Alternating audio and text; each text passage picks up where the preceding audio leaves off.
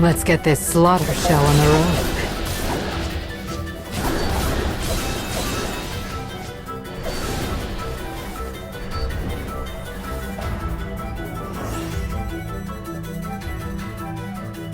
More of you come to die?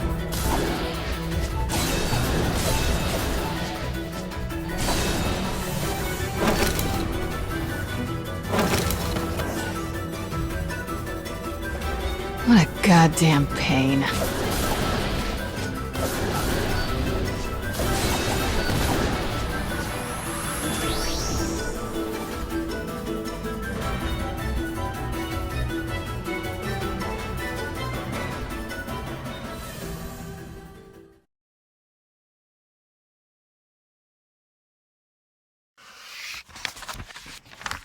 Flickering lamplight, glossy fingertips. In a corner of a manor, a woman is focused on decorating her beautiful nails. Her garments are just as impressive and alluring as her fingers. But unlike the rest of the courtesan's fanciful appearance, her eyes are cold steel. Behind her, a man peeks around a folding screen. When he spies the woman's red nails, he lets out a low whistle. Surprising how much you look the part, he chuckles. You'd never know you were actually a merciless killer. The woman's only reaction is to blow lightly across her nails. But he is correct. She is an assassin pledged in loyalty to a great lord. Her courtesan's dress is a disguise to deceive her latest target. The bemused man has been tasked with leading her to the object of her work.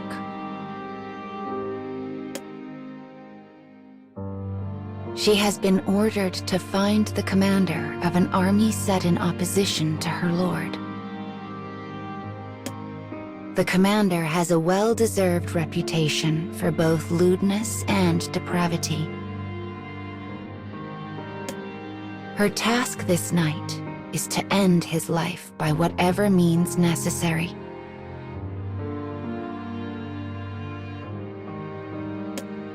The woman and man exchange a few brief words, confirming the outline of their plan.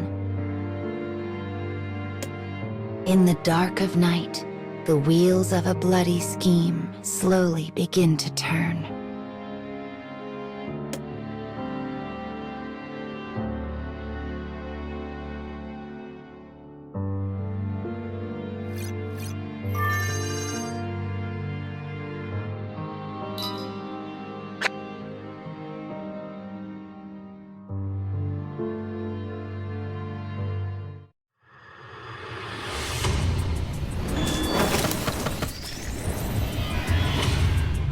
I'll grind them into dust.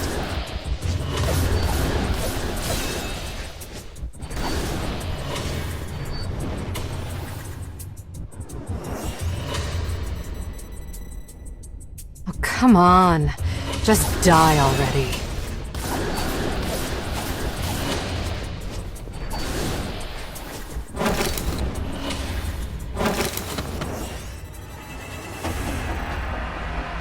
What a goddamn pain.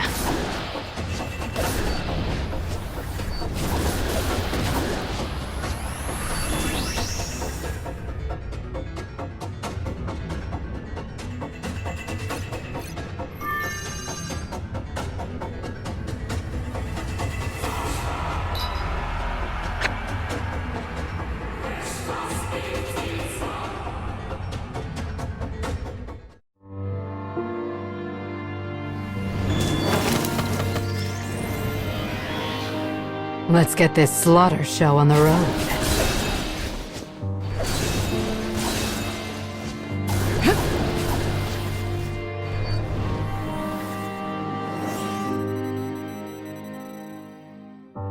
More of you come to die?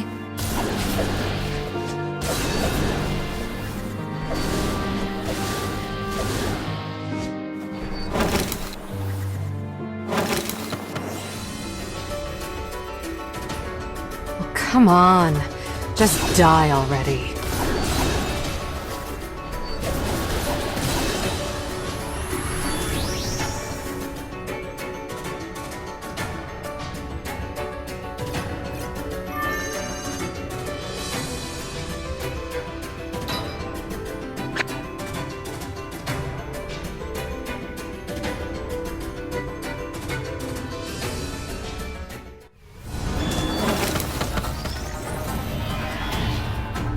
Let's get this slaughter show on the road.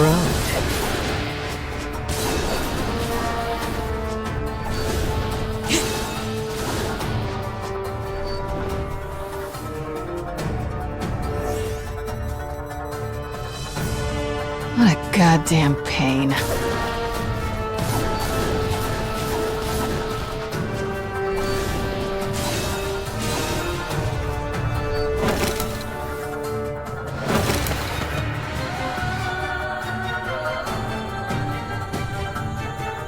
Come on, just die already.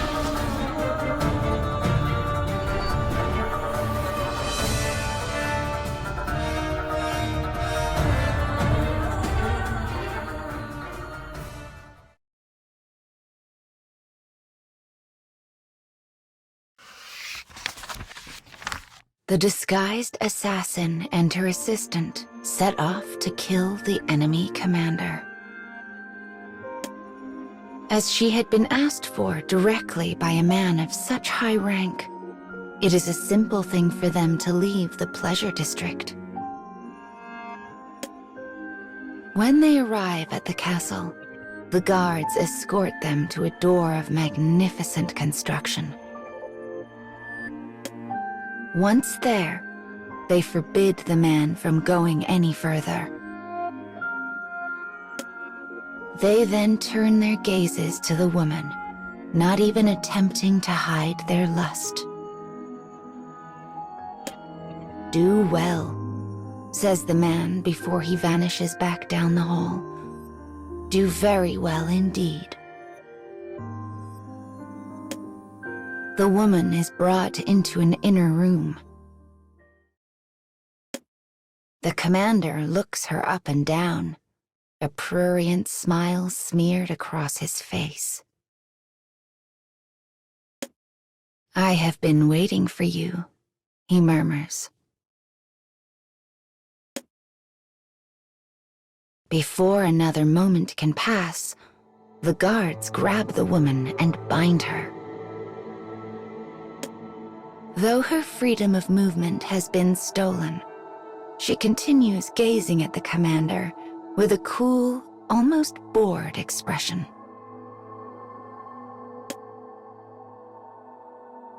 His only response is to bellow with laughter. My, he cries. It seems even the most infamous of demons is nothing but a child once robbed of her mettle." He wipes a thin line of spit from his mouth before continuing.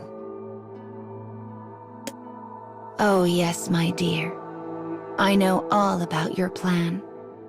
Your little friend was happy to tell all he knew in exchange for some of my gold. It's betrayal then, she thinks. Betrayal for coin. But this truth is cold comfort, for she is now alone and forsaken in the heart of her enemy's territory.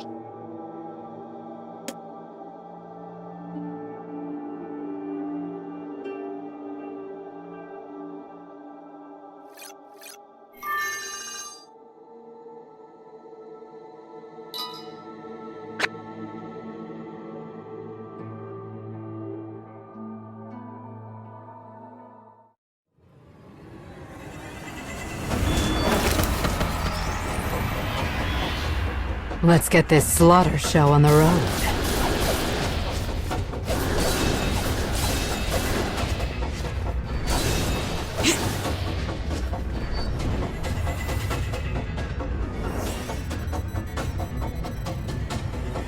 More of you come to die?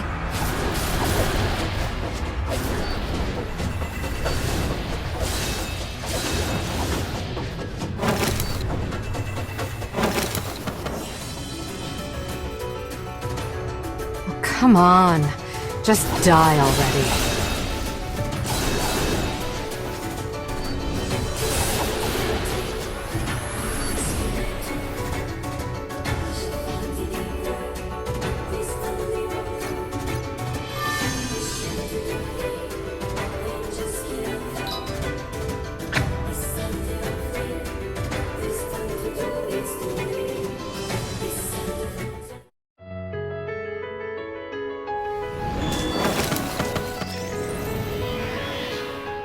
Let's get this slaughter show on the road.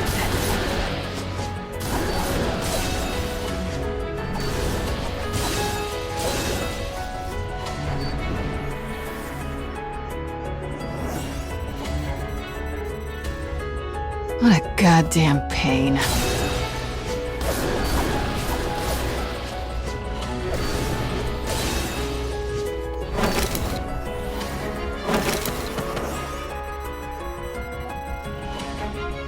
Come on, just die already.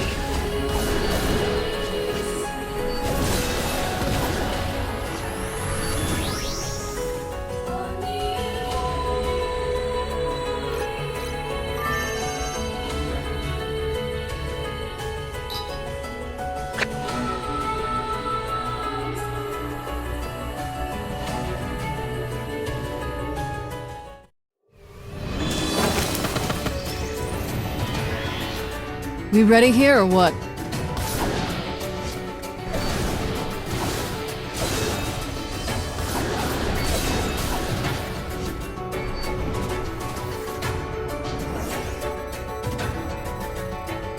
Come on, just die already.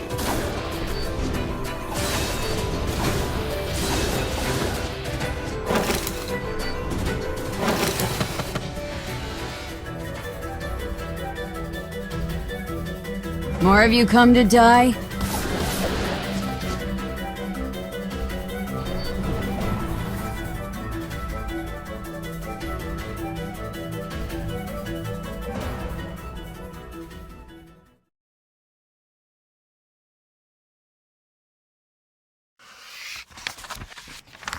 The assassin had disguised herself as a courtesan and entered the enemy's base in order to slay their commander. But the work of a treacherous spy now finds her bound in front of her would-be target. The commander leers at his assassin with scorn. His face expands into a grin. "You came here disguised as a courtesan," he says. "Perhaps it's time you served that purpose." He looks at the guards as he says this, and they respond eagerly. But then, a faint shadow of surprise moves across his face. There is a slight sound, almost a whistle, and then an utter, perfect silence. A single hairpin juts out from the commander's forehead. The man crumples to the ground with a soft thud.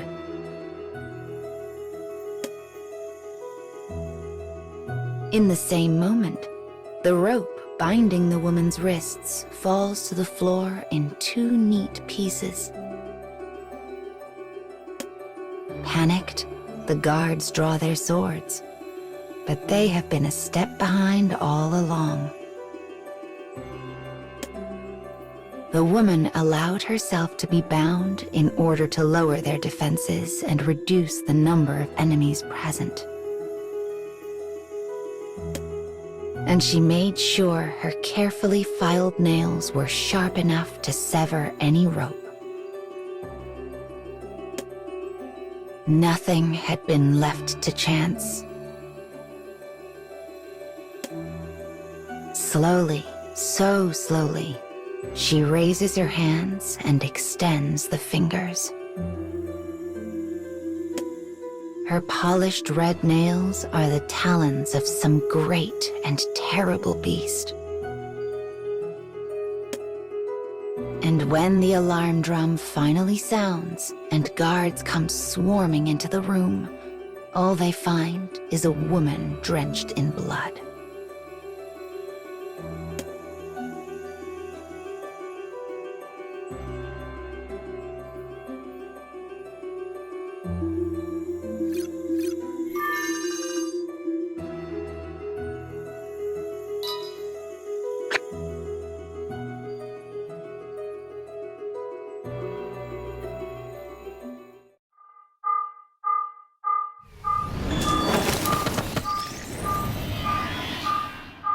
I'll grind them into dust.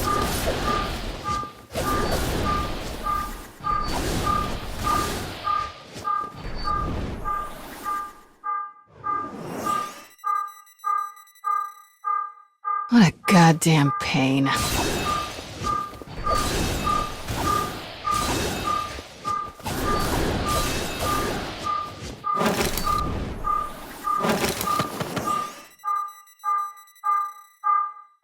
More of you come to die?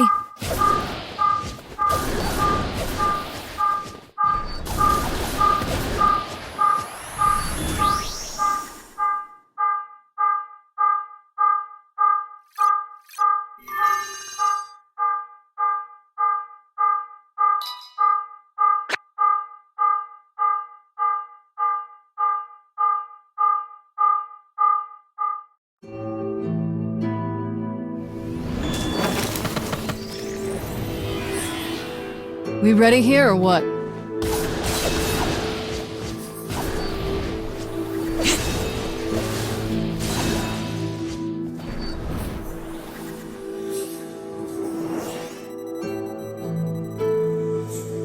Oh, come on.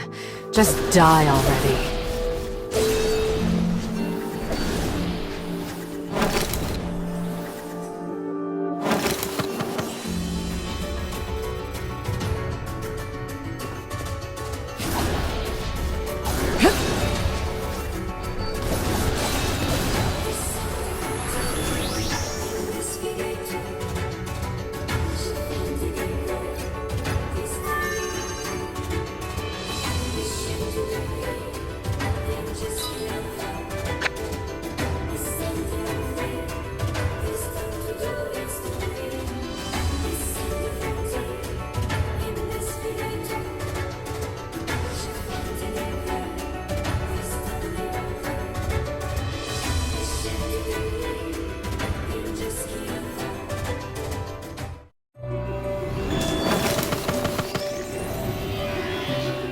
We ready here or what?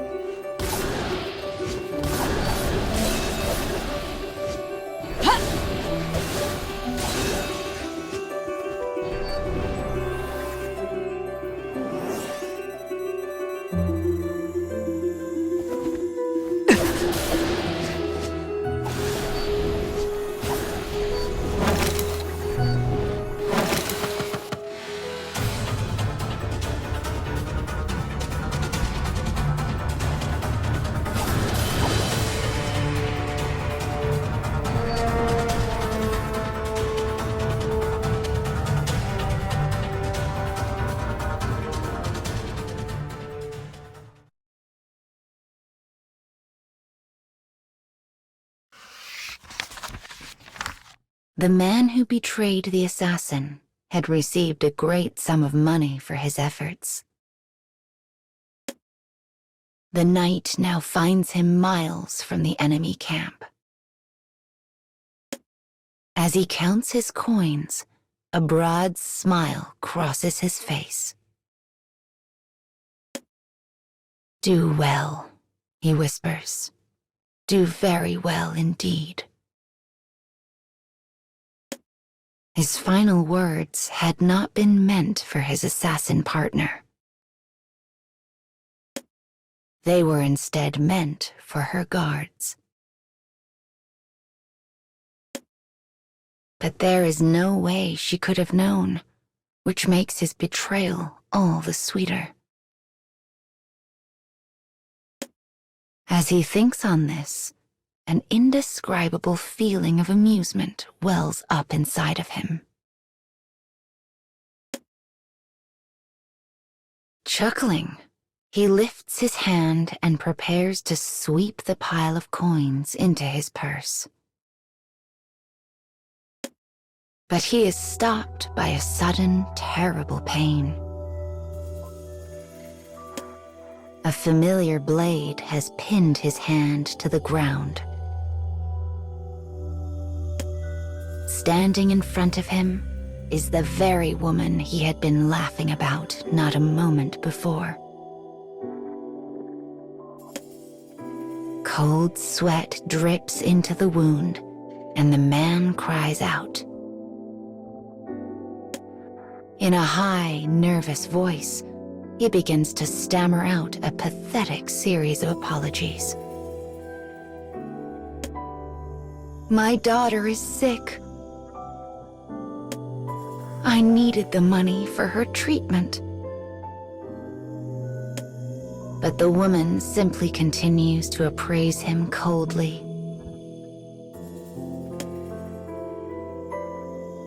When she speaks, her face is a mask. It's not personal, she says. You're just another target. I knew you would betray me from the start. As she raises her blade, she glances down at the man's skewered hand. The blood pouring from the wound paints his nails red.